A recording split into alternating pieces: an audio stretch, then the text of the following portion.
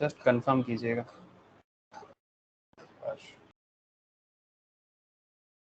Yes sir. Okay ठीक है ठीक। अच्छा देखो चलो फिर सर हम लोग दिवाली, भाई दूज, काली पूजा सब कुछ छुट्टी मना लिए 2-3 दिन का, फिर से स्टार्ट करते हैं पढ़ाई। अच्छा तो फिर आज पढ़ाई क्या स्टार्ट करेंगे सर? सर आज मैं आप लोगों से बात करूंगा जनरल लॉ एंड जूरिस्प्रूडेंस का बात है ना। मैंने एग्जीक्यूटिव में इस पेपर का ही नाम है सर। एंट्रेंस लेवल में यहाँ से 2-3 चीज़ें पढ़ाया जाता है, जैसे कि जो लॉ ऑफ टॉर्ट, कॉन्स्टिट्यूशंस का एरिया। तो आज मैं आपसे बात करूंगा सर लॉ ऑफ टॉर्ट के बारे में, ठीक है। तो जनरल लॉ का जो एक बहुत बड़ा एरिया है जूरिस्प्रूडेंस का, that is law of tort is very interesting, ठीक है, बहुत ही इंटरेस्टिंग है। आप लोग ध्यान से सुनना कि लॉ ऑफ टॉर्ट होता क्या है। ऐसे आप लोगों में से बहुत लोगों को पता होगा लॉ ऑफ टॉर्ट के बारे में, जिनको पता है वो थोड़ा सा रिवाइज कर लो, और जिनको पता नहीं है वो स्टार्टिंग से सुन लो कि ये लॉ ऑफ टॉर्ट होता क्या है। ऐसे पहले सुने हो आप लोग टॉर्ट के बारे में? हाँ सर, क्या रे, सुने कि नहीं सुने?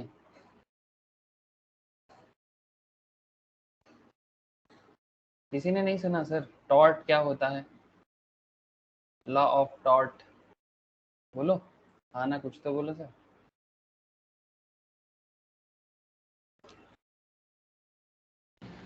Sir, any kind of damage? Sir kind of damage, yes it's a kind of damage. सही बोला। ये डैमेज क्या होता है मैं आपको बताता हूँ सर।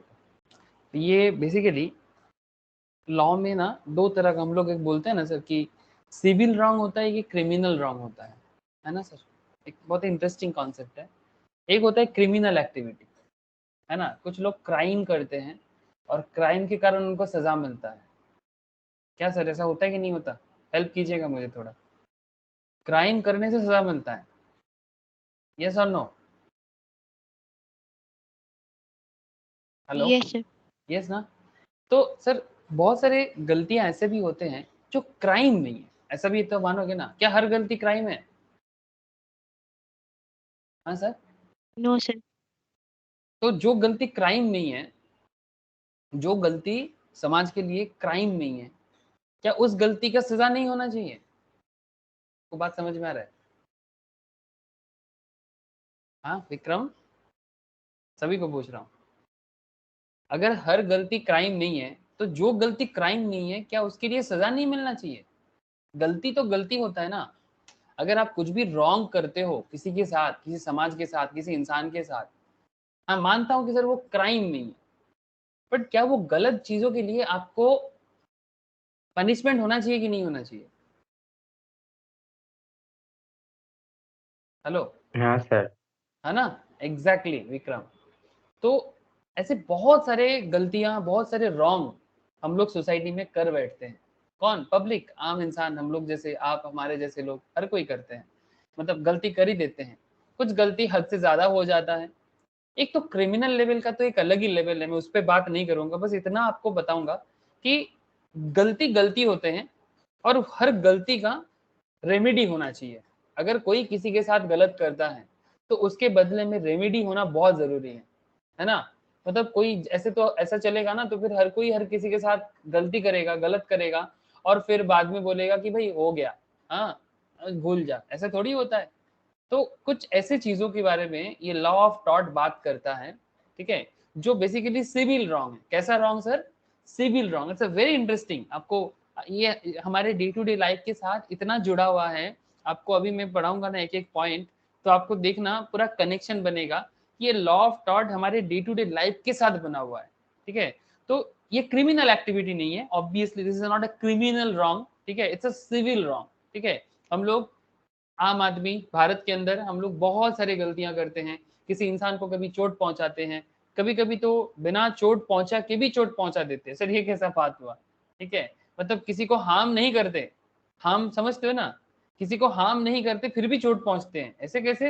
मतलब किसी को थप्पड़ नहीं लगाएंगे फिर भी उसको चोट पहुंच सकता है क्या? हाँ सर, बिना थप्पड़ का भी बहुत जोर का थप्पड़ मारा जा सकता है। मतलब उनके किसी के बॉडी में टच करे बिना आप किसी का बहुत बड़ा, मतलब क्या बोलो, उसका इज्जत को खराब कर सकते हो। उसके बारे में कुछ भी गलत सलत बोल के उसका मतलब रेपुटेशन डाउन कर सकते हो, मतलब ऐसे होते हैं सर, ठीक है। तो किसी का रेपुटेशन डाउन करना ये कोई नॉर्मल बात नहीं है। इंसान जीते हैं अपने सम्मान के लिए, बहुत सारे लोग, ठीक है। तो अगर किसी का सम्मान पे हानि पहुंच रहा है, ठीक है, किसी के साथ किसी भी तरह का गलतियां कर रहे हैं, ठीक है, जानबूझ के, कभी कभी बिना जान के, जो भी हो वो देखा जाता है कोर्ट ऑफ लॉ में कि भाई ये कितना जानबूझ के किया गया और कितना बिना जान के किया गया।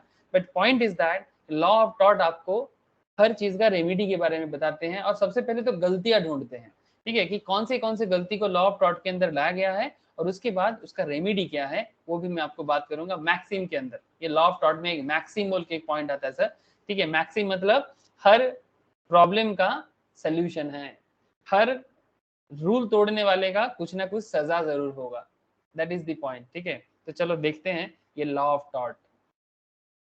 चलो मैं आपसे स्क्रीन शेयर करता हूँ, स्क्रीन शेयर नहीं है ना अभी तक? No sir. मैं सोचा कि स्क्रीन शेयर हो गया आप लोगों से। एक सेकेंड, हुआ क्या? Yes sir. हो गया ना? क्या सभी को स्क्रीन दिखाई दे रहा है? Yes sir. ओके ओके, देखो sir, law relating to tort, okay, law relating to tort. तो क्या है ये लॉ रिलेटिंग टू टॉर्ट? सबसे पहले टॉर्ट के बारे में कुछ बेसिक बातें तो समझ लेना चाहिए ना। तो चलो सर, सबसे पहले हम लोग कुछ बेसिक बातें ही करेंगे, ठीक है। सबसे पहले बेसिक चीज है, वैसे पहला बात sir, the word tort is एक फ्रेंच इक्विवेलेंट है, ठीक है, French equivalent of English word wrong. मतलब बेसिकली इंग्लिश वर्ड जो रॉन्ग है सर, उस रॉन्ग को फ्रेंच में बोलते हैं टॉर्ट। समझ गया सर? हेलो ज्योति, समझ में आ रहा है ना ज्योति? रोशनी बोलो सर, समझ में आ रहा है ना? Okay, yes sir. नमिता समझ में आ रहा है? Namita? Yes sir. Yes sir.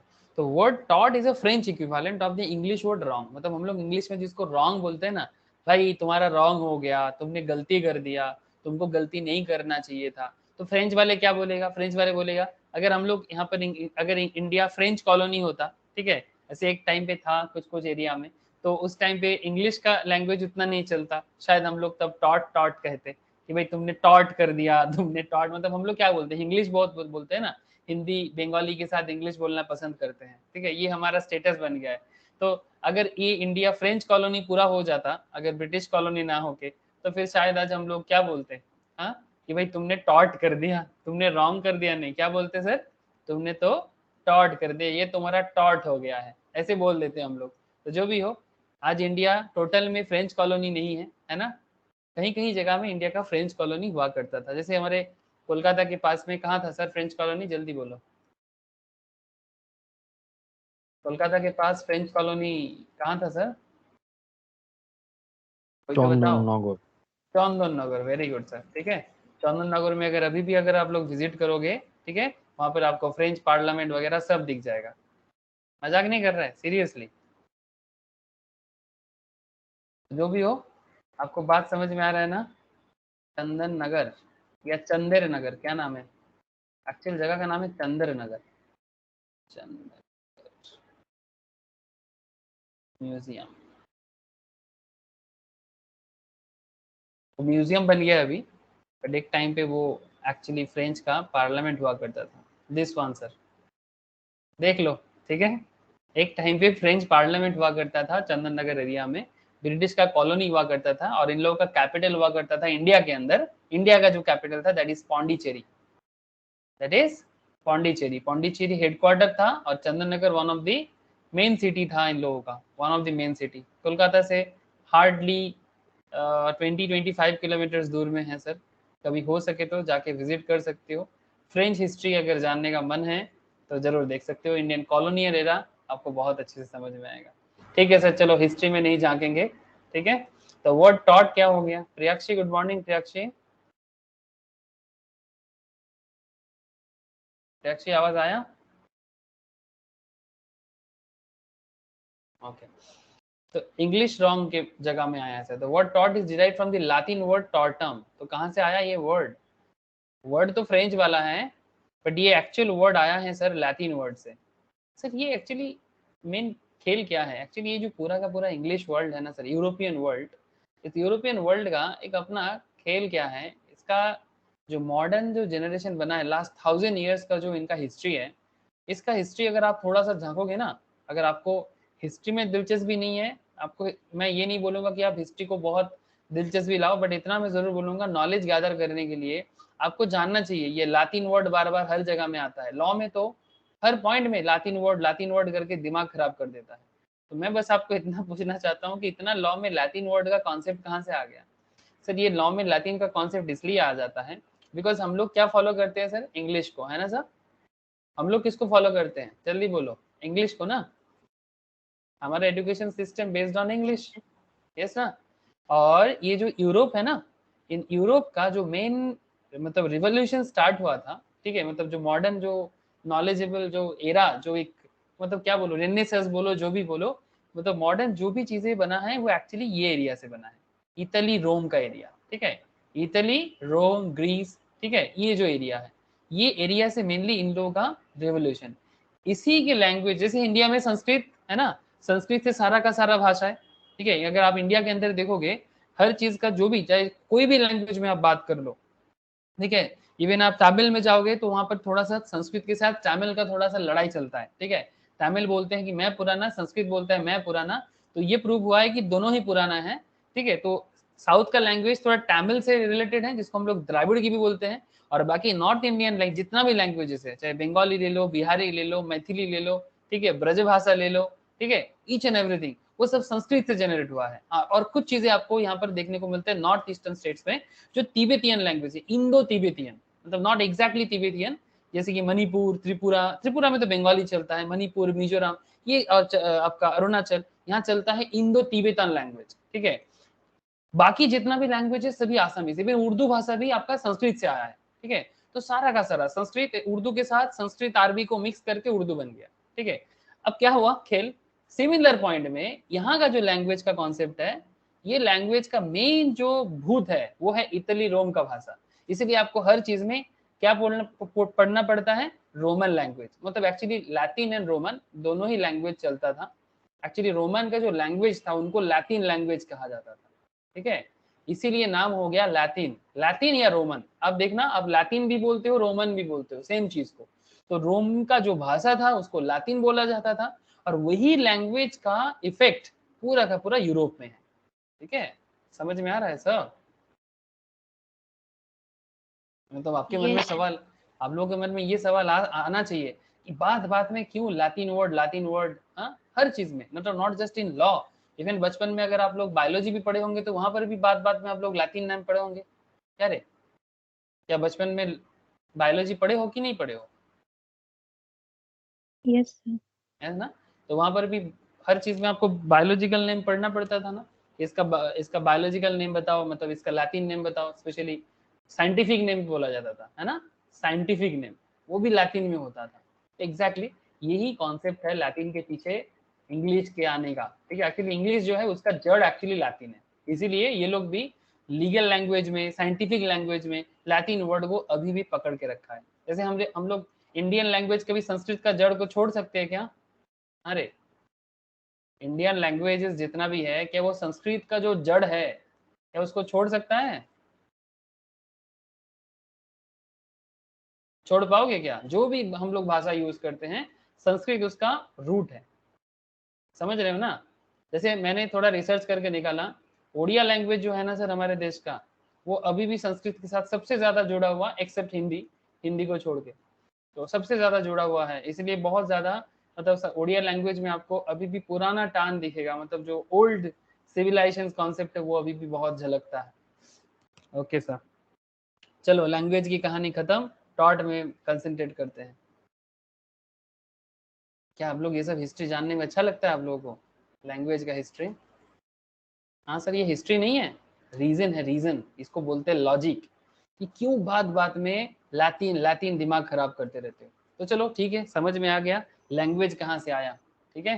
The word टॉट is derived from the Latin word टॉर्टम, ठीक है, the simply stated tort means wrong, ठीक है, टॉर्चर भी आया यहीं से होगा शायद, मुझे एग्जैक्टली नहीं पता, I am not a language teacher, but every wrong और wrongful act is not a tort, बात समझना सर, हर गलती हर रॉन्गफुल एक्ट को टॉर्ट नहीं बोल सकते, tort is really a kind of civil wrong as oppose to criminal wrong, बात समझ में आ रहा है ऐसा, दो तरह का रॉन्ग के बारे में कहा गया, एक सिविल रॉन्ग और एक क्रिमिनल रॉन्ग, ठीक है, तो ये जो रॉन्ग है मतलब ये जो टॉर्ट का बात है सर, ये बेसिकली सिविल रॉन्ग को बताते हैं, क्रिमिनल रॉन्ग को नहीं, समझ में आया, हेलो सर बताइएगा, यस समझ सर। में कुछ आ रहा है ना, ओके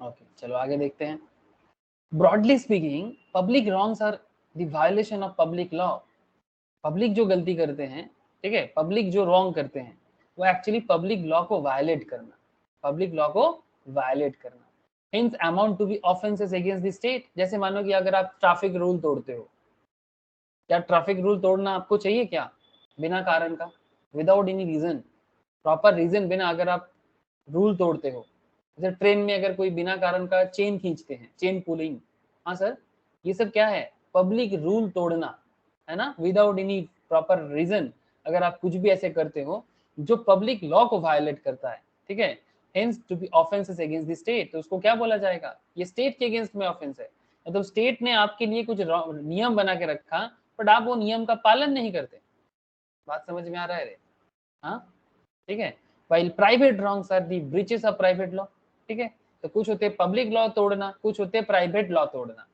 रॉन्ग अगेंस्ट इंडिविजुअल्स ये प्राइवेट लॉ हो गया, किसी इंडिविजुअल के अगेंस्ट में कुछ गलतियां करना उसके अगेंस्ट में, ठीक है, तो पब्लिक रॉन्ग्स और crimes are those wrongs which are made punishable under the penal law, ठीक है, पब्लिक रॉन्ग्स और क्राइम्स जो हैं वो पेनल लॉ के अंदर आता है, जिसको हम लोग इंडियन पेनल कोड भी बोलते हैं, belonging to the public law group, ठीक है, अब टॉर्ट का मतलब क्या हो जाएगा, tort means a civil wrong which is not exclusively the breach of contract, हाँ ये कोई breach of contract भी नहीं है, आप लोग सभी कोई कॉन्ट्रैक्ट जानते हो, मुझे पता है, ठीक है, you all know what is breach of contract, last week की क्लास में हुआ था, ब्रीच ऑफ कॉन्ट्रैक्ट जानते हो कि नहीं जानते थे सर, ब्रीच ऑफ कॉन्ट्रैक्ट सबको पता है कि नहीं पता, है ना, किसी के साथ कोई डील पक्का करना था और किसी ने वो डील तोड़ दिया, ठीक है, तो डील तोड़ देना मतलब वो गलती किया ऐसा नहीं बोल सकते, ठीक है, तो इसीलिए टॉर्ट का मतलब सिविल रॉन्ग है बट जो ब्रीच ऑफ कॉन्ट्रैक्ट नहीं है, बात ध्यान से समझिएगा, जो ब्रीच ऑफ ट्रस्ट भी नहीं है, बात समझे ना सर, टॉर्ट का मतलब सिविल रॉन्ग है बट वो कोई ब्रीच ऑफ कॉन्ट्रैक्ट भी नहीं है और कोई ब्रीच ऑफ ट्रस्ट भी नहीं है, तो फिर सिविल मतलब तो फिर सिविल रॉन्ग है क्या सर, वेट करो सर अभी बताते हैं, ठीक है, the distinction between civil and criminal wrongs depends on the nature of the appropriate remedy provided by law, ये जो क्रिमिनल लॉ और सिविल लॉ है ये नेचर पे डिपेंड करता है, नेचर पे, ये इसका कोई ठोस डेफिनेशन नहीं है, मतलब there is not appropriate definition, ठीक है, बट ये depends on the nature of the appropriate remedy, nature पे डिपेंड करेगा क्या रेमेडी उसका होगा, इसके लिए कोई प्रॉपर डेफिनेशन क्रिएट करना मुश्किल है सर, ठीक है, क्योंकि बहुत केस में पता ही नहीं चलता, इतना छोटा सा गलती बहुत मतलब छोटा सा चीज बहुत बड़ा गलती करके निकल जाते हैं, तो आपको आगे आगे समझाता हूँ सर कि क्या बात है ये सब के पीछे, चलो तो कुछ डेफिनेशन भी देखते हैं, जैसे फेमस कुछ लॉयर्स, ठीक है, ये लोग लॉ को लेके बहुत काम किए हैं, जिसमें सलमोंड है, फ्रैशर्स है, विनफील्ड है, ठीक है, तो सलमोंड बहुत फेमस माना जाता है, इन्होंने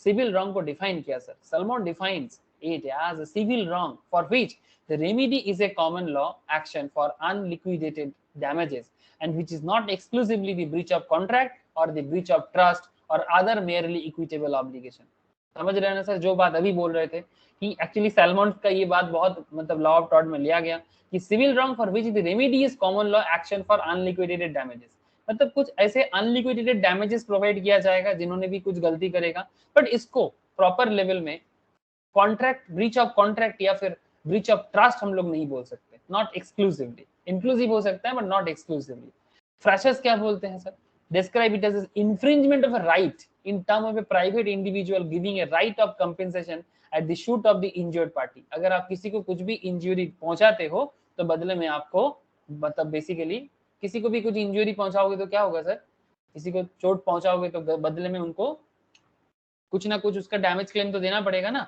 तो वही बात यहाँ पर फ्रेशर्स कह रहा है, और विनफील्ड का कहना है tortious liability arises from the breach of duty, मतलब आपका जो ड्यूटी था वो आपने नहीं निभाया। हाँ सर, बात समझ रहे हो ना सर? अगर आपका कुछ पर्टिकुलर काम है, अगर आप अपना ड्यूटी नहीं निभाते हो तब बेसिकली ये टॉर्टियस लायबिलिटी है। ठीक है, जैसे जो जब भी किसी जगह में आपको कोई काम दिया गया गवर्नमेंट की तरफ से या फिर प्राइवेट लेवल पे ही जो भी हो, बट आपने आपका ड्यूटी ना निभा के गलती किया, primarily fixed by law. This duty is towards person generally and its breach is redressable by an action of unliquidated damages. Unliquidated damages मतलब कोई liquidated damages claim नहीं किया जा सकता, but unliquidated damages claim किया जा सकता है। ये क्या है आगे बताता हूँ आपको। तो important elements can be derived from these definitions, जैसे कि tort is a species of civil injury of wrong as opposed to a criminal wrong. That every civil wrong is not a tort. Point to be noted. हर तरह का civil wrong tort नहीं हो सकता। Accordingly it is possible to distinguish tort from a crime and from a contract. आगे बताएंगे ये tort जो है ये क्राइम से कितना अलग है, कॉन्ट्रैक्ट से कितना अलग है, ठीक है, ट्रस्ट से कितना अलग है, या क्वासी कॉन्ट्रैक्ट से कितना अलग है। क्वासी कॉन्ट्रैक्ट जानते हो ना सर? हेलो, क्वासी कॉन्ट्रैक्ट क्या होता है?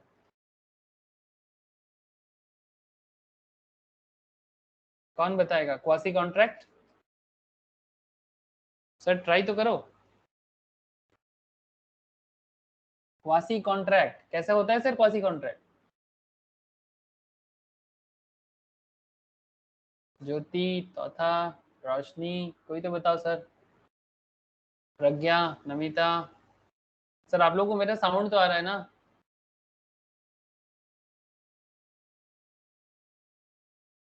हेलो, क्या मेरा স্যার পুরোপুরি কন্ট্রাক্ট হয়নি, মানে এগ্রিমেন্ট তো তেমন কিছু নেই। एग्जैक्टली क्वासी कॉन्ट्रैक्ट में कोई एग्रीमेंट नहीं होता है ना, किसी के साथ कोई एग्रीमेंट नहीं होता, बट बाय लॉ एग्रीमेंट बन जाता है। जैसे क्वासी कॉन्ट्रैक्ट का सबसे बड़ा एग्जांपल क्या है? Finder of the goods. अरे फाइंडर ऑफ द गुड्स, अगर रास्ते में आपको किसी का वॉलेट मिलता है तो क्या करते हो सर? रास्ते में किसी का वॉलेट मिलता है तो क्या करोगे? फिर उसको दे देंगे। तो उसको देना तुम्हारा क्या है? सिविल राइट हो गया ना एक तरह का। ये तुम्हारा एक सिटीजन होने के नाते अगर तुम किसी का वॉलेट रास्ते में गिरा पाते हो और वो पाने के बाद this is your civil liability कि आप इनका पर्स उन तक पहुंचाओ, ना कि खुद कंज्यूम कर लो सारे के सारे चीजें। ठीक है, तो यहाँ पर क्या वो बंदा बोला था कि भाई मैं रास्ते में फेंक के जाऊंगा तो उठाना मेरे साथ कॉन्ट्रैक्ट हो जाएगा? नहीं, ये बाय लॉ होता है। This is created by law, created by law. लेकिन सर ये क्वासी कॉन्ट्रैक्ट भी नहीं है, मतलब कहने का मतलब है, मतलब नॉर्मल कॉन्ट्रैक्ट तो फिर भी समझ में आ जाता है, सिविल रॉन्ग जो होता है वो क्वासी कॉन्ट्रैक्ट भी नहीं होता। ठीक है, तो सर क्या होता है फिर? टॉर्ट। ठीक है, अभी भी समझ में नहीं आ रहा है ना सर? अभी रुको, अभी समझ में आएगा, थोड़ा सस्पेंस अच्छा होता है। चलो देखते हैं। जनरल कंडीशन क्या होता है? देखो, general condition of liability for a tort. Tort के लिए कुछ जनरल कंडीशन और लायबिलिटी क्या हो सकता है? As stated earlier, there is no fixed catalog for circumstances. समझ रहे हो ना सर? कोई फिक्स कैटलॉग नहीं है कि भाई इसको इसको टॉर्ट बोलेंगे। ठीक है, कोई फिक्स कैटलॉग नहीं है, पर फिर भी कुछ कॉमन पॉइंट आपको अभी पता चलेगा। Which along and for all time mark the limit of what are torts. Certain situations have been held to be torts and will continue to be so in the absence of statutory repeal, and others have been held not to be torts. However, certain general conditions of tortious liability can be laid down. In general, a tort consists of some act or omission by the defendant. मतलब अगर आप कुछ काम करते नहीं हो या फिर कुछ काम करने से भूल जाते हो, ठीक है, या फिर कुछ काम करना चाहिए था नहीं किए, समथिंग लाइक दैट। अगर आप गलती करते हो, सिंपल बात है, उसको बोलते हैं टॉर्ट फीजर। ठीक है, मतलब जो बेसिकली जिनका गलती होता है, ठीक है, डिफेंडेंट जो अपने आप को रोकेगा कोर्ट में जाके कि भाई मैं गलत नहीं हूं उनको। ठीक है, तो टॉर्ट फीजर या defendant whereby he has without just cause or excuse caused some harm to plaintiff, without any cause or excuse किसी को किसी की तरह का हार्म पहुंचाता है, to constitute a tort। मतलब बिना कारण का किसी को भी चोट पहुंचाना, चाहे वो मेंटल चोट हो चाहे वो फिजिकल चोट हो, समझ रहे हो ना सर, उसको टॉर्ट कहलाता है। अब ये प्रूव करना होता है कोर्ट ऑफ लॉ में जाके कि भाई फिजिकल हानि हुआ है कि फिजिकल प्रॉब्लम हार्म किए कि मेंटल हार्म किए। समझ में आ रहा है सर? तो देयर मस्ट बी, तो टॉर्ट होने के लिए क्या क्या होना जरूरी है? टॉर्ट होने के लिए रॉन्गफुल एक्ट और ओमिशन ऑफ द डिफेंडेंट, मतलब कुछ करना था नहीं किए, या फिर कुछ करना भूल गए, दोनों में से कुछ भी हो सकता है ना सर? कई बार ऐसे होते हैं, आप कोई काम भूल के भी किसी को चोट पहुंचा देते हो, जैसे एक सामाजिक नियम सिस्टम बताते हैं, ठीक है, वो टॉर्ट नहीं है सर, एक सामाजिक मैटर बताते हैं, सोशल मैटर। सर आप लोग बर्थडे विश करते हो ना अपने जो प्यारे लोग होते हैं, आपके क्लोज जो होते हैं, स्पेशली दोस्त, गर्लफ्रेंड, बॉयफ्रेंड, इनको बर्थडे विश करते हैं कि नहीं करते? हेलो, अरे बोलो ना। Yes sir. है ना? क्लोज रिलेटिव्स या फिर जो भी आपके बहुत ही पसंदीदा हो, उनको बर्थडे विश करते हो। अगर किसी कारण से आप भूल जाते हो, तो वो अगला क्या सोचता है कि आपने उसको दुख दिया ना? अरे, अगर आप बाई चांस भूल जाते हो, तो अगला क्या सोचता है कि आपने उसको दुख पहुंचाया? यस और नो? अरे बोलो ना, क्या ऐसा होता है? मतलब उनको लगता है ना कि मेरे को दुख हो गया कि तुमने मेरे को विश नहीं किया, यस। है ना? तो बेसिकली ये क्या था, this is not a tort का एग्जांपल। हाँ, किसी को बर्थडे विश करना भूल गए, ये this is not a tort, okay. But मैं जस्ट एग्जांपल के तौर पे बता रहा था कि रॉन्गफुल एक्ट और ओमिशन, ठीक है, यहाँ पर बात है कि कुछ करना, रॉन्गफुल एक्ट करना, ठीक है, या फिर कुछ करना भूल जाना ऑफ द डिफेंडेंट, वो टॉर्ट होगा। अब कैसे, आगे बताता हूँ आपको, रुको। Wrongful act must result in causing legal damage to another, मतलब ऐसा कुछ रॉन्गफुल एक्ट जिसमें लीगल डैमेजेस का बात आ जाए। And wrongful act must be of such a nature as to give rise to legal remedy, मतलब ऐसा नेचर का होगा कि वो लीगल रेमेडी के लिए, ऑटोमेटिक लीगल रेमेडी के लिए क्लेम करेगा अगला। अब आपके मन में सवाल चल रहा है सर, बहुत सारा सवाल एक साथ इकट्ठा हो गया, तो ये रॉन्गफुल एक्ट क्या है, लीगल डैमेजेस क्या है, थोड़ा जल्दी बताओ सर। चलो देखते हैं। तो what is wrongful act? The act complained of should, under the circumstances, be legally wrongful as regard the party complaining. In other words, it should be prejudicially affect any of the above mentioned interest and protected by laws. Thus, every person whose legal right, अगर किसी का भी legal right, for example, right of reputation, point to be noted, किसी का भी legal right पे अगर हानि पहुंचता है, जैसे कि आपका रेपुटेशन पे अगर कोई हानि पहुंचाता है, राइट ऑफ बॉडीली सेफ्टी, आपके शरीर पे अगर कोई हानि पहुंचाता है, राइट ऑफ फ्रीडम, आपके स्वाधीनता पे अगर कोई हानि पहुंचाता है। बात समझ में आ रहा है सर? आप किसी का फ्रीडम नहीं छीन सकते, आप किसी का रेपुटेशन नहीं छीन सकते, आप किसी का बॉडीली सेफ्टी नहीं छीन सकते।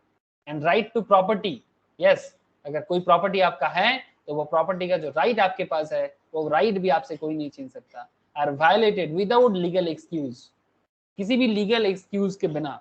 पहला बात देखो, आप किसी का बॉडीली सेफ्टी तो नहीं छीन सकते लीगल एक्सक्यूज के बिना।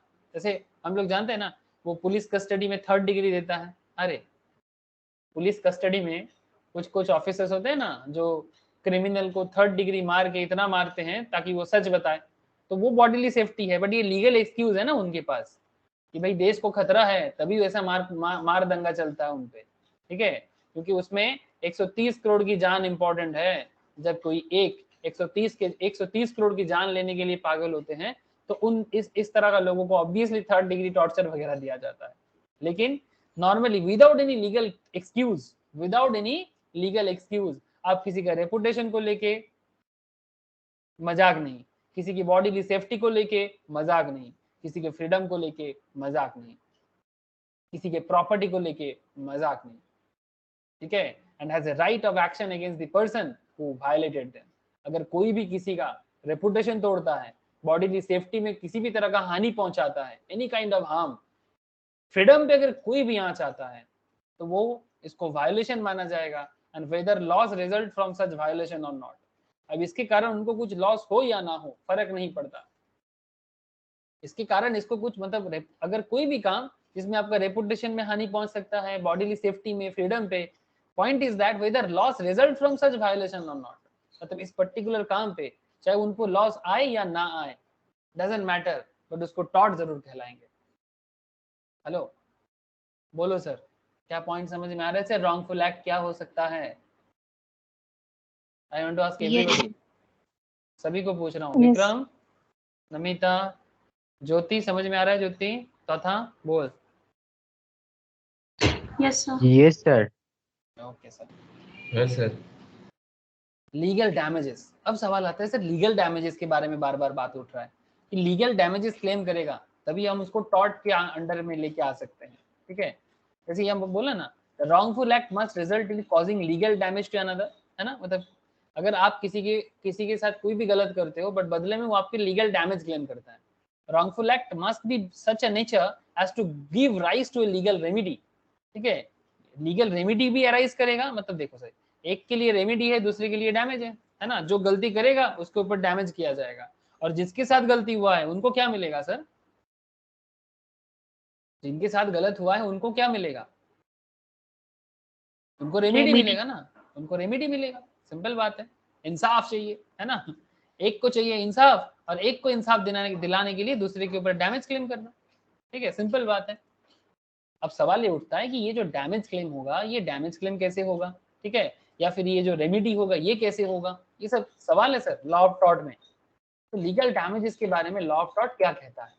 It is not every damages that is damage in the eye of law, ठीक है। It is not every damage that is damage in the eye of law, it must be a damage which the law recognize as such. मतलब हर damage को law damage नहीं मानता, हर damage को law damage नहीं मानता। It is not every damage, हर डैमेज को लॉ डैमेज नहीं मानता इन the eye of law. It must be a damage which the law recognise. जिस डैमेज को लॉ रिकॉग्नाइज करता है वैसा डैमेज आपको ढूंढना होगा। सर कैसा damage? In other words you can say there should be legal injury और invasion of the legal right. आप किसी को लीगल इंजरी पहुंचाते हो, लीगली किसी को लूटते हो, किसी का लीगल राइट टूटता है, in the absence of an infringement of a legal right, an action does not lie. Also, where there is an infringement of a legal right, an action lies even though no damage may have been caused, as was stated by Ashby versus White के case है। Ashby versus White क्या case? I will understand, रुको। 1938 legal damage is neither identical with actual damage nor it is necessarily pecuniary. Two maxims मतलब maxim का मतलब होता है whether there is a wrong there is a remedy, मतलब जहां जहां गलती रहेगा वहां वहां रेमेडी होगा, इसका मतलब होता है मैक्सिम। तो टू मैक्सिम्स है इसका। मैक्सिम्स का मतलब क्या बोला मैंने आपको? अगेन लैटिन लैंग्वेज ऐसा, when there is a wrong there is a remedy. अगर गलतियां हैं तो गलती का रेमेडी भी होगा, ठीक है। तो क्या क्या दो यहाँ पर बात किया है लीगल डैमेजेस का। एक बोले सर डैमनम सीने इंजुरिया, सर अगेन लैटिन लैंग्वेज, इसीलिए मैं स्टार्टिंग में आपको लैटिन के बारे में इतना सारा हिस्टोरिकल भाषण दे रहा था। शायद आप सोच रहे थे कि सर पागल हो जाते हैं कभी कभी, कहाँ हिस्ट्री में लेके चले जाते हैं, कभी यूरोप में, कभी चंदन नगर में, हाँ कभी कलकत्ता में। अरे सर ये सब बोलने के पीछे कारण है सर, ठीक है। तो डैमनम सीने इंजुरिया एंड इंजुरिया सीने डैमनम, सर ये क्या है? डैमनम सीने इंजुरिया और इंजुरिया सीने डैमनम, ठीक है। अभी दोनों चीजों को समझना पड़ेगा। सर आपको सुनाई दिया क्या ये दोनों लाइन? डैमनम सीने इंजुरिया एंड इंजुरिया सीने डैमनम, सुन रहे हो ना सर? बड़ी इंटरेस्टिंग, इंपॉर्टेंट नहीं? Yes. जहां जहां इंटरेस्ट वहां वहां इंपॉर्टेंस ही। बहुत लोग पूछते रहते हैं सर कौन सा चीज इंपॉर्टेंट है? सर जो इंटरेस्टिंग है वही इंपॉर्टेंट है, हमेशा याद रखना सर। अपनी जिंदगी में जब भी पढ़ाई करोगे आपको किसी भी टीचर का सजेशन का जरूरत नहीं पड़ेगा। क्यों सर? सजेशन क्यों नहीं चाहिए?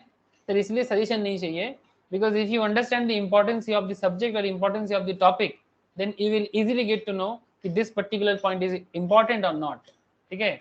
ऐसे बचपन में मुझे याद है कि आप लोग भी करते होंगे, मैं बंगाली में पढ़ता था बचपन में, मेरा बंगाली मीडियम था, तो ये हम लोग उसको बोलते थे सर रचना, बांग्लाते रचना बोली, इंग्रेजीते की बोले paragraph writing.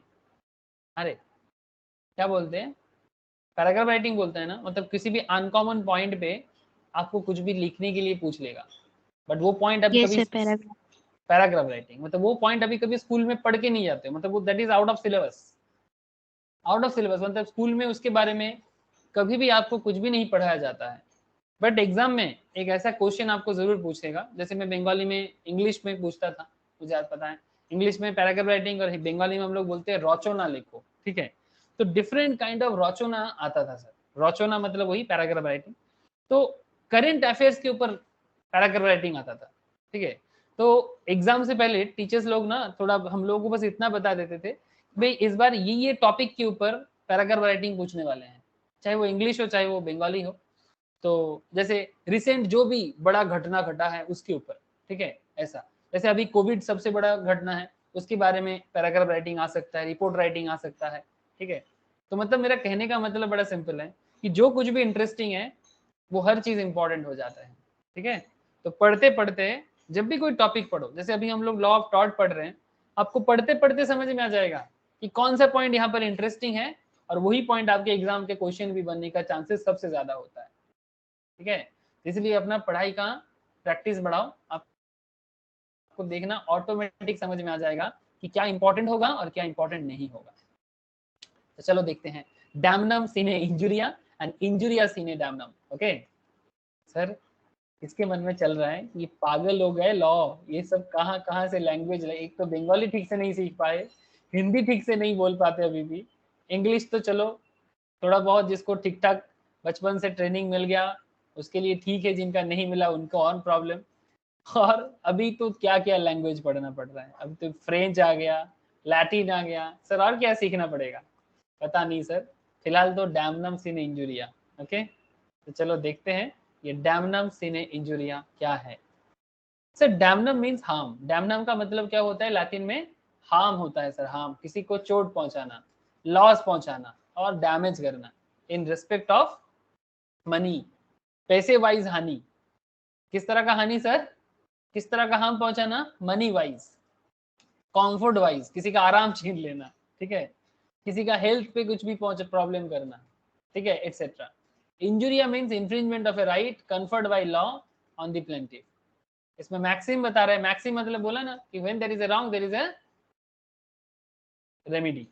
The maxim means, हाँ, the maxim means that in a given case a man may have suffered damage and yet have no action in tort।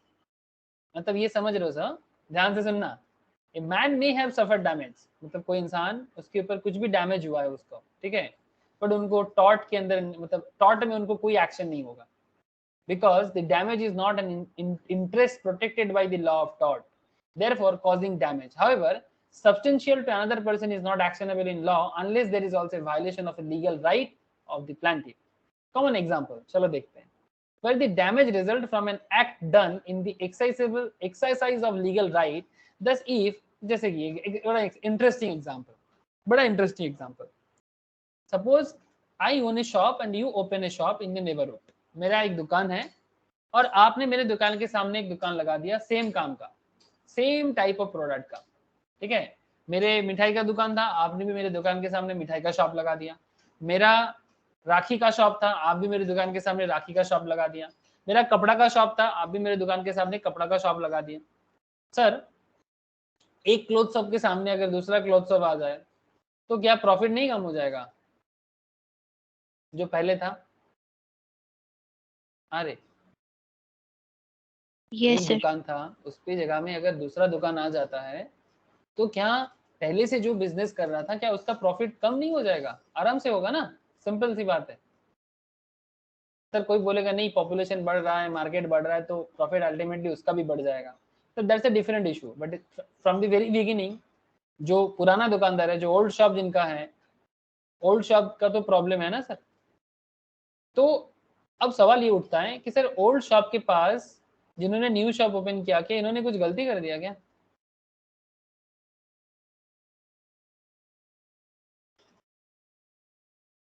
अरे ओल्ड शॉप के सामने जिन्होंने न्यू शॉप लगाया, क्या इन्होंने कुछ गलती कर दिया, कोई रॉन्ग कर दिया क्या?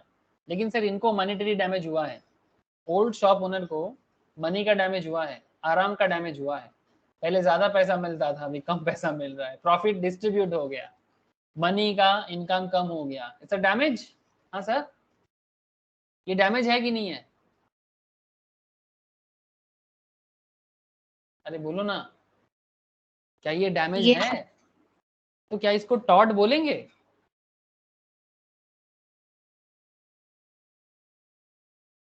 अरे yes sir. No sir, this is not a tort, ये टॉर्ट नहीं है सर। ये टॉर्ट नहीं है। आप आपकी इच्छा से कहीं पे भी दुकान खोलो, कोई नहीं मना कर सकता आपको। अगर सरकारी वायोलेशन कुछ है वो अलग बात। मानो कि आप बंदूक का दुकान खोलोगे क्या, ओरिजिनल बंदूक वाले, दिवाली वाला पटाखा वाला बंदूक भी इस बार बैन कर दिया। हाँ, वो भी खोलना इलीगल हो गया इस बार, है ना, सुप्रीम कोर्ट के राय के हिसाब से। किसी भी तरह का जो साउंड पोल्यूशन करने वाला जो जितना भी पटाखे वाला था वो सब पटाखा बंद बैन किया ना इस बार, जानते हो ना आप लोग। अरे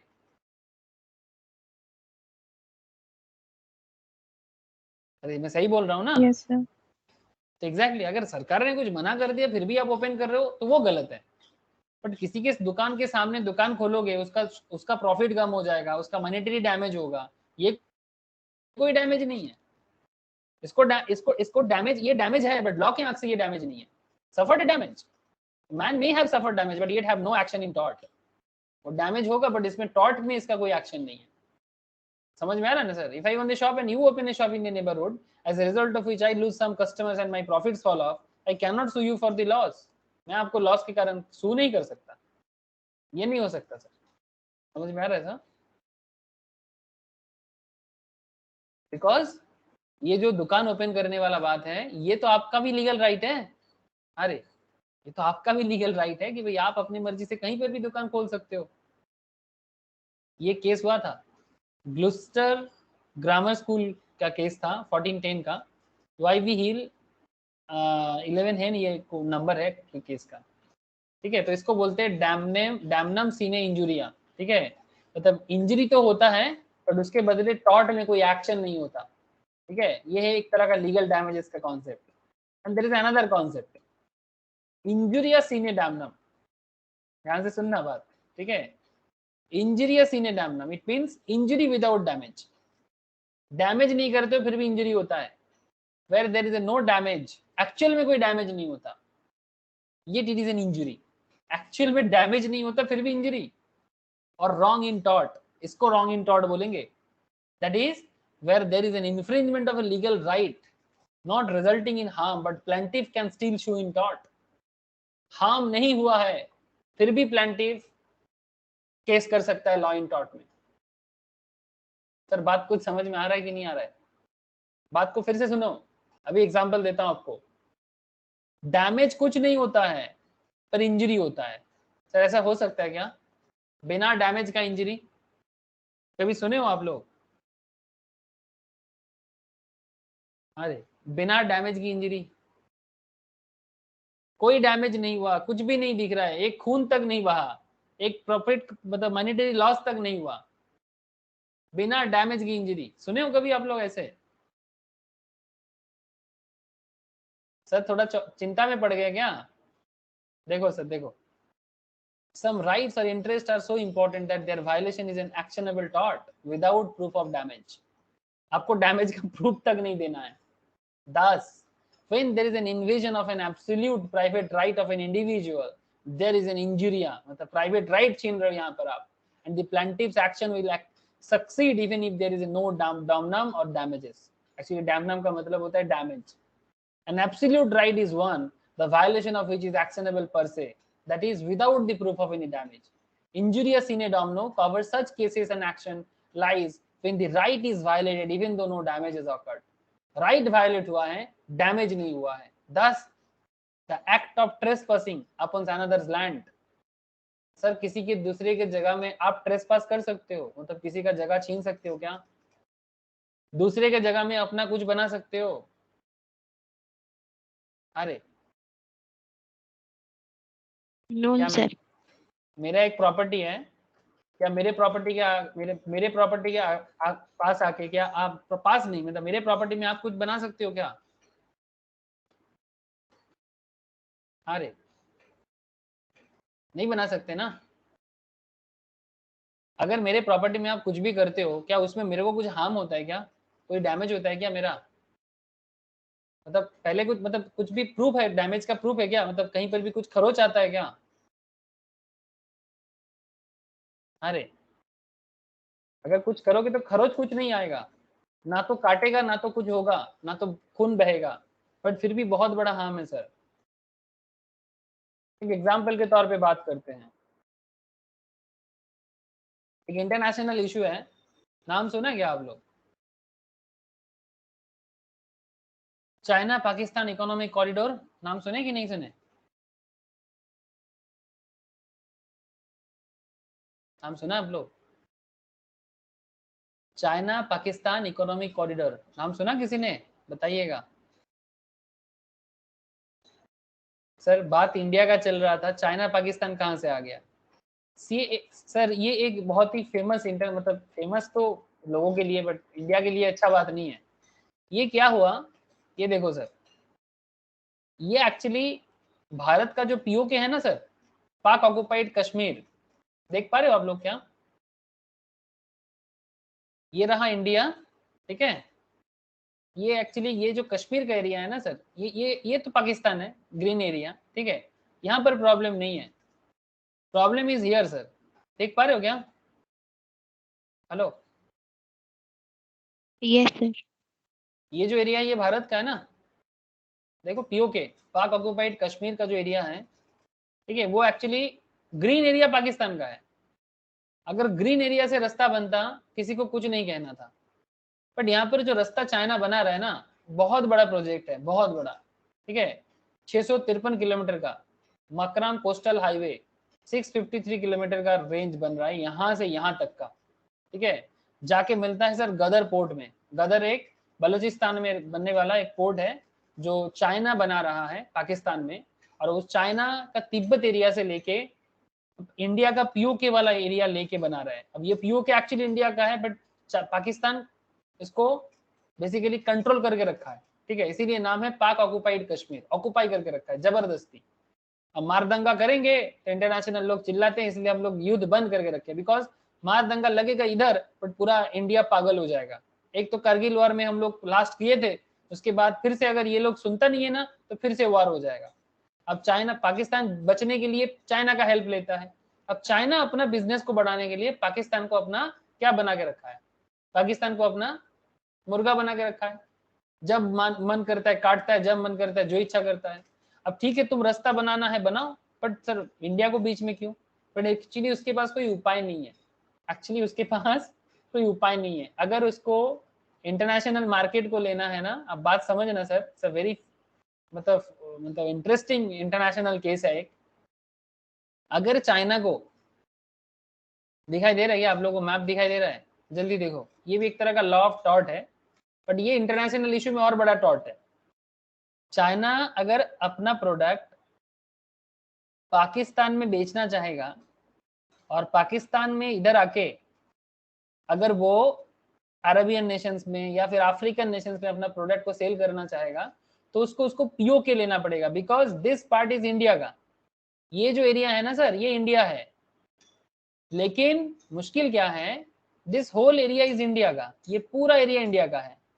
पाकिस्तान तो यहां से है, तो फिर चाइना यहां से कैसे रोड बना सकता है? इंडिया ने तो परमिशन नहीं दिया, इंडिया ने तो परमिशन नहीं दिया। लेकिन क्योंकि ये एरिया पाकिस्तान ऑक्युपाई करके रखा है, इसलिए चाइना इसके ऊपर से रास्ता बना रहा है। इसको बोलते हैं ट्रेस पास करना, किसी दूसरे के जगह पे अपना चीज बना लेना। It's international issues. सिमिलरली हम लोग लोकल सोसाइटीज में भी देखते हैं ना, हमारे आसपास के समाज में देखते कि नहीं देखते? लोकल झगड़ा ऐसे होते कि नहीं होता जगह को लेके, कि তুমি আমার জায়গায় কেন মানিয়ে নিয়েছো, আমি তোমার জায়গায় কেন ছাড়বো, ऐसे झगड़ा नहीं देखा आप लोगों ने? अरे अरे यस हाँ ना, सर, कुछ बहुत। तो बहुत होता है ना?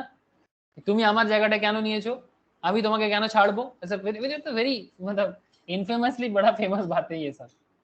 तो point is very simple sir, ये इंटरनेशनल एक इशू है, आप लोग चाहो तो इसके बारे में रीड कर सकते हो।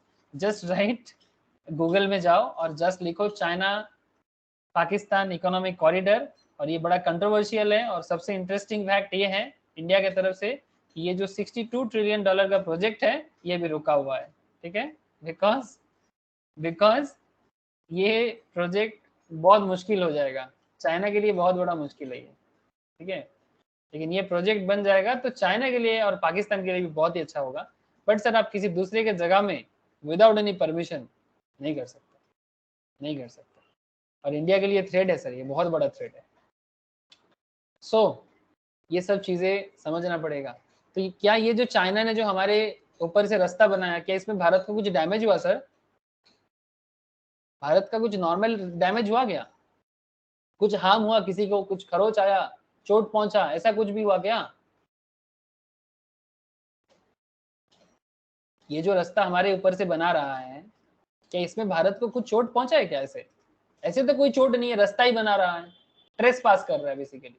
लेकिन ये बहुत बड़ा डैमेज है सर, इसको लॉ ऑफ टॉर्ट में रखा जाता है ऐसा डैमेज। चोट नहीं है फिर भी डैमेज है, हार्म नहीं है फिर भी डैमेज है। समझ रहे हो सर? क्या रे? अरे बोलो, हाँ ना कुछ तो बोलो। Yes sir. ये हो गया इंजुरिया सीने डैमनम, it means injury without damage. ऐसे चोट पहुंचाओ, डैमेज नहीं होगा पर फिर भी चोट लग जाएगा, ठीक है? डैमेज नहीं होगा फिर भी चोट लग जाएगा। तो ये है खेल। Okay,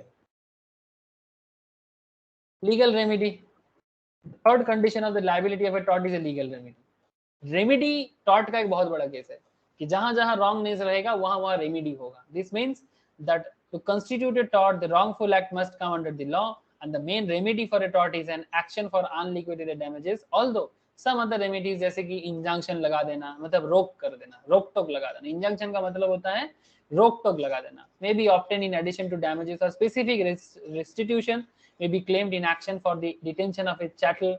Self help is a remedy for which injured party can avail himself without going to law of court. मतलब अपने बीच में सुलह कर लेना, ठीक है? अपने बीच में सुलह कर लेना, सेल्फ हेल्प, ठीक है? It does not apply to all torts and perhaps the best example of these to which is it does apply to trespass to land, ठीक है? जो सबसे बड़ा एग्जांपल मैं आपको बताया। For example, if A finds drunken stranger in his room, ये भी एक अच्छा है कि किसी ने ड्रंक मतलब बेसिकली दारू पी के, he finds a drunken stranger in his room who has no business to be there, and this is and the, is this a is thus a trespass. He is entitled to get rid of him if possible without force, but if that be not possible with such force and as circumstances of the case may warrant. मतलब देखो भाई, कोई दारू P के आपके घर में घुस के बैठा है तो आप क्या बोलोगे? भाई जाओ, ये मेरा घर है ना, जाओ ये मेरा घर है। अगर वो नहीं जाएगा तो पुलिस बुलाना पड़ेगा ना सर? क्या रे, तब पुलिस बुलाओगे कि नहीं बुलाओगे? अगर कोई जबरदस्ती आपके घर में बैठा रहेगा विदाउट एनी रीजन तो क्या करोगे? पुलिस बुलाओगे कि नहीं बुलाओगे? Yes sir. Yes sir, thank you sir. Okay, तो ये है लॉ ऑफ टॉर्ट का 3 इंपॉर्टेंट पॉइंट था। एक था डैमेजेस, एक था कितना मतलब कितना तरह का लीगल मैटर्स होता है, ठीक है? जिसमें 2 वाइटल पॉइंट आपने देखा, ठीक है? एक है डैमनम सिने इंजुरिया और सिने इंजुरिया सिने डैमनम, ठीक है? Damnum sine injuria and injuria sine damnum, ये 2 पॉइंट बड़ा अच्छे से याद रखना, ठीक है? This is the very interesting and important area. The wrongful act or omission of the defendant and the wrongful act must result in causing legal damage to another, and the wrongful act must be of such a nature as to give rise to legal remedy. Okay? Okay. चलो और आगे बढ़ते हैं। एक point आता है यहाँ पर, मेंस री। सर ये क्या होता है मेंस री? सर मेंस री का मतलब होता है how for a guilty mind of person is required for liability for tort. मतलब मेंस री का मतलब है क्या आपका माइंड गिल्ट था काम करने के टाइम पे? मतलब अगर आपने किसी को चोट पहुंचाया, अगर आप किसी को हार्म या हानि किया, किसी को किसी भी तरह का किसी के साथ आपने गलत किया, तो क्या आपके मन में गलती करने का इरादा था? समझ में आ रहा है सर? हेलो, मतलब अगर इरादा है गलती पहुंचाने का तो बहुत बड़ा बात है सर, मतलब तो एक्चुअली वो रियल टॉर्ट है। बट बहुत केस में जाने अनजाने में हो जाता है ना, अनजाने में हो गया। एग्जैक्टली ये चीज यहाँ पर देखा जाता है कि जानबूझ के नहीं किया। तो how for guilty mind of person is required for liability for tort. Tort के लाइबिलिटी चुकता करने के लिए आपका माइंड गिल्टी होना कितना जरूरी है? The general principle lies in the maxim. Maxim मतलब फिर से वही, जहां जहां गलती वहां वहां remedy. Actus non facit reum nisi mens sit rea, that is मतलब वही लैटिन है, the act itself creates no guilt in absence of a guilty mind, ठीक है?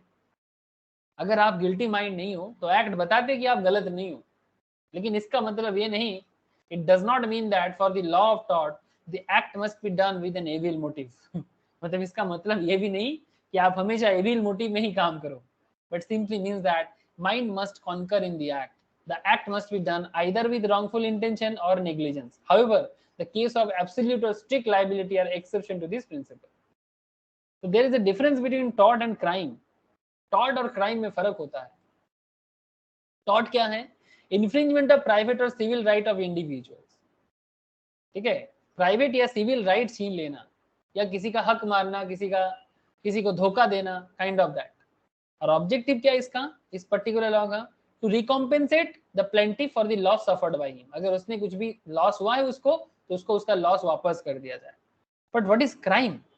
Sir there is a difference. Crime क्या बताता है? Breach of public rights. Public right छीन लेना which affect the whole community, जो पूरा कम्युनिटी के ऊपर बेस करके बनता है. This is a crime. किसी प्राइवेट लेवल पे बात बने, इंडिविजुअल लेवल पे बात बने, तो उसको टॉर्ट कहलाता है. बट जब बात पूरा मैटर का हो तो वो क्राइम कहलाता है. कम्युनिटी बेसिस में हो तो क्राइम कहलाता है. जैसे एक एग्जांपल, मैं कल एक इंटरेस्टिंग एक न्यूज़ पढ़ रहा था. आई डोंट नो आप लोगों को ये न्यूज़ मिला कि नहीं मिला. मे बी आप लोग भी आजकल अपडेट रहते हो सभी कोई. सर आप लोग, एक फेमस एक्टर है बंगाली इंडस्ट्री में, नाम सुने हो? प्रसेनजीत बोल के, प्रसेनजीत चैटर्जी. उन्होंने एक ट्वीट किया. इस ट्वीट को लेके एक बहुत बड़ा बवाल हुआ. जानते हो आप लोग? किसी ने खबर देखा? जो लोग एटलीस्ट बंगाली मैटर पे इंटरेस्टेड होंगे उनको जरूर खबर हो सकता है. बाकी जो लोग बंगाली मैटर पे इंटरेस्टेड नहीं हो, शायद वो खबर को ध्यान नहीं दिया होगा. अच्छा, बाद में बोल रहे कि उसने नहीं किया. अच्छा, एक्चुअली ठीक है, मैं आपको बताता हूँ कि क्या हुआ था. ये देखो केल क्या हुआ था. Bengal movie star unhappy with food delivery tax, PM chief minister. ये एक्चुअली इन्होंने स्विगी पे कुछ ऑर्डर किया था. इन्होंने स्विगी पे कुछ ऑर्डर किया था और स्विगी ने उनका डिलीवरी ना देके उनका पैसा उनको उनके अकाउंट में वापस कर दिया. समझ रहे हो सर? ठीक है. तो ऐसा, ये देखो, ये था ट्वीट कुछ, respected PM @ Narendra Modi and respected CM Mamata official. देख पा रहे हो क्या आप लोग?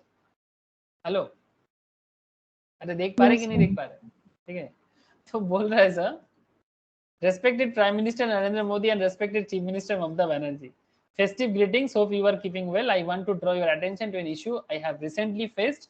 On 3rd November, I placed an order of food delivery Swiggy. After some time, the status of order changed to delivered, but I never received the food. And after raising the issue with Swiggy, they refunded me the money since order was prepaid. However, I wanted to draw your attention because I feel anybody can face this issue. What if someone relies on a food app to get food delivered for their guest and the food never arrives? What if someone is depending on these food apps for their dinner? Will they stay hungry? There can be many such situations. Thus, I felt it was necessary to talk about it. ठीक है. तो इन्होंने मोदी और ममता को tag करके ऐसा किया, बोला जा रहा है. मुझे नहीं पता ये किसी को, मतलब ये ऑनलाइन में बना हुआ है कि सच में है, आई डोंट नो. ठीक है, बट ऐसा खबर मार्केट में रिलीज हुआ तो बहुत लोग इनके पीछे पड़ गया. ठीक है. तो मुझे नहीं पता कि पीछे पड़ना चाहिए नहीं चाहिए, बट कहने का मतलब ये है कि ये जो स्विगी ने प्रसेनजीत चैटर्जी को जो किया, ठीक है, मतलब ऑर्डर डिलीवर, मतलब प्लेस करने के बाद डिलीवर नहीं किया और फिर बाद में रिफंड कर दिया, ऐसे बहुत लोगों के साथ कभी कभी होता है. कभी कभी, नॉट रेगुलर बेसिस में, कई बार हो सकता है ऐसा. But is this a national issue sir?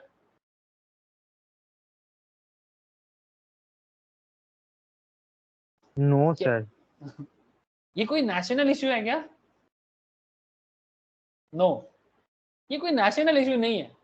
तो अगर प्रसेनजीत चैटर्जी ने ऐसा किया है, जो खबर मार्केट में निकला है, जो ट्वीट निकला है, अगर ये सच में प्रसेनजीत चैटर्जी है, आई डोंट नो, किसी या फिर कोई और ने उसके नाम पे किया, आई डोंट नो, बट अगर ऐसा है तो ये मोदी या ममता दीदी को बोलने वाले बात यहाँ पर अभी तक इस मूवमेंट में तो नहीं है. अगर ये चीज स्विगी एक साथ लाखों करोड़ों लोगों का करता तब ये नेशनल इशू होता है ना सर? अगर ये सेम थिंग अगर लाखों करोड़ों लोगों के साथ होता सेम डे पे, then it might be a national issue, और इन दैट केस में वो एक क्राइम माना जाता स्विगी के तरफ से, है ना?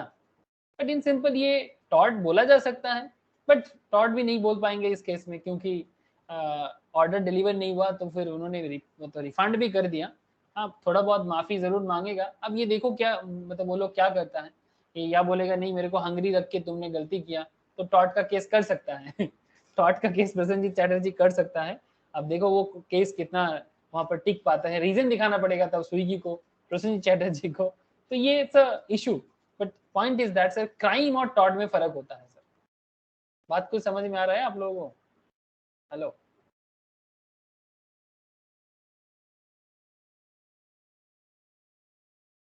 अरे अरे बोलो sir.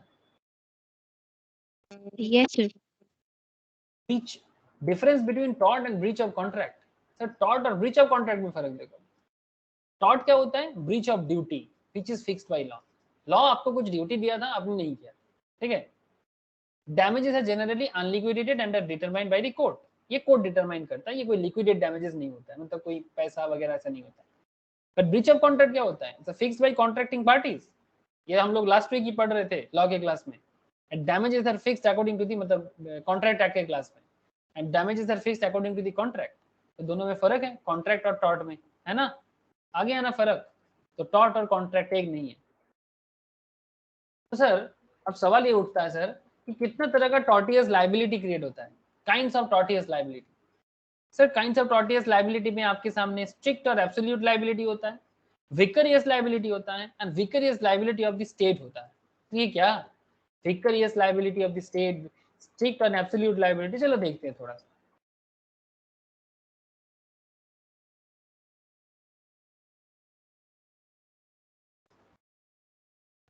In some torts, the defendant is liable even though the harm to the plaintiff occurred without intention और नेग्लिजेंस। कई बार नेग्लिजेंसी में हो जाता है, कभी कभी विदाउट इंटेंशन होता है। तो क्या बोलते हैं sir? In some torts the defendant is liable even though the harm of the to the plaintiff occurred without intention. आपने जानबूझ के नहीं किया पर फिर भी आप लायबल हो सकते हैं। इन other words the defendant is held liable without fault. जिसने गलती किया शायद उसने जानबूझ के नहीं किया, पर फिर भी आपको सजा मिल सकता है या फिर आपको डैमेज देना पड़ सकता है। Liability for inevitable accident. Such liability arises in cases where damage is done by the escape of dangerous substances brought or kept by anyone upon his land. Such cases are where a man is made by law an insurer of other against the result of his activities. कुछ समझ में आया sir? Such liability arises in cases where damage is done by the escape of dangerous substances brought or kept by anyone upon his land. Dangerous substances. जैसे आप लोगों को पता है ना सर, ये अपना संजय दत्त का केस। अरे संजय दत्त को जो सजा हुआ था, जिन उन्होंने सजा काटा, अरे जानते कि नहीं जानते? Sanjay Dutt the famous Bollywood actor, नाम तो सुने होंगे आप लोग। उनको जेल हुआ ना सर, 5 साल 6 साल का पूरा जेल का सजा भी काटा। उन्होंने ऐसा कुछ गलती नहीं किया था, बट उनके घर में डेंजरस सब्सटेंसेस मिला था, है ना? तो जो भी हो, अगर जानबूझ के तो उन्होंने नहीं किया था, वो एक्चुअली ये प्रूव हुआ था कोर्ट में कि वो इनोसेंट था।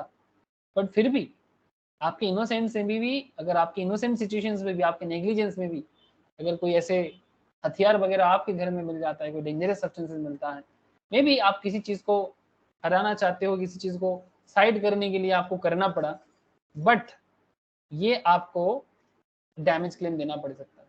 तो कहीं कहीं बार जेल भी हो सकता है और फाइन तो साथ में है ही। समझ में आ रहा है ना सर? ये सब लॉ ऑफ टॉर्ट के अंदर आ जाता है। Liability for inevitable mistakes. Such cases are where a person interferes with the property और रेपुटेशन ऑफ अनदर। किसी की प्रॉपर्टी या रेपुटेशन के बारे में अगर बीच में अगर आप इंटरफेयर कर देते हो, इनएविटेबल मतलब आप चाहते नहीं थे शायद, बट कर बैठे। बट अगर बात किसी के रेपुटेशन का हो, किसी की प्रॉपर्टी का हो, तो आपको सजा होगा, आपका डैमेज भी क्लेम होगा। And vicarious liability for wrong committed by others. Responsibility in such cases is imputed by law on the ground of social policy or expediency. This case involve liability of master for the acts of his servant. ठीक है, आगे बताता हूँ ये vicarious के बारे में बहुत सारे बातें होंगी। चलो देखते हैं। एक केस भी हुआ था रायलैंड वर्सेस फ्लेचर का। The man act in his peril and is the insurer of the safety of his neighbor against the accidental harm. Such duty is absolute because it is independent of negligence on the part of defendant or his servants, it was held that in case that if a person brings or accumulates on his land anything which if it should escape may cause damage to his neighbors, it does so as at his own peril. If it does not escape and cause damage, he is responsible, however careful he may have been and whatever precautions he may have taken to prevent damage. मतलब अगर आपके किसी भी मतलब पड़ोसी को किसी भी तरह का हानि पहुंचते किसी भी कारण से, आपके कारण में, अगर आप उसको आप दूर कर सकते थे तो वो आपको दूर करना चाहिए था, ठीक है। डैमेज को दूर करने के लिए आपने अगर कुछ ऐसा नहीं किया तो फिर आप भी उतना ही गुनहगार बन जाओगे, ठीक है। तो ऐसे कई सारे केसेस है, ठीक है, जो मैं आप लोगों को एक एक करके आगे आगे बताता हूँ। रुको, देखो यहाँ पर है exception to the rule of strict liability, ठीक है।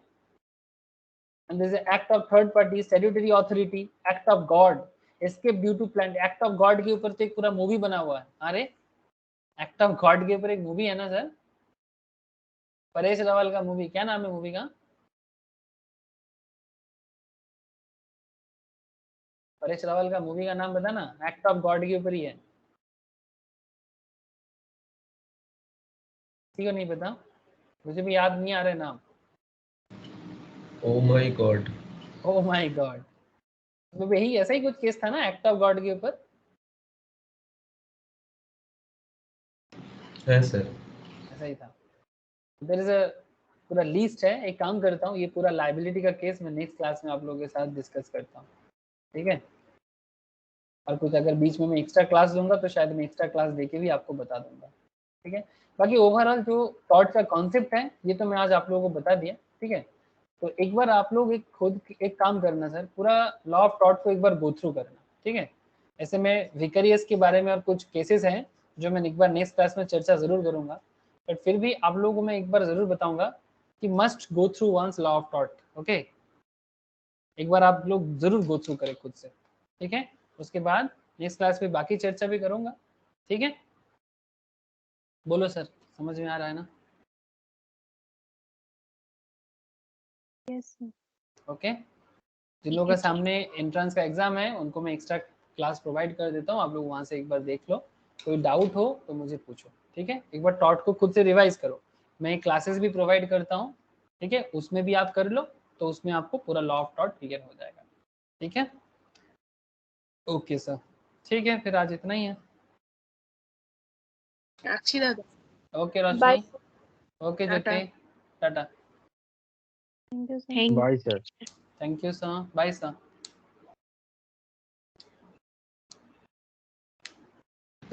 স্যার বলছি যে ট্যাক্সম্যানের বইটা আপনি বলেছিলেন কিনতে আমাকে, কিনেছিস? স্যার হ্যাঁ স্যার, স্যার বলছি ওই বইটার ভেতরে সব কেস ল গুলো দেওয়া আছে, তাহলে স্যার কি কেস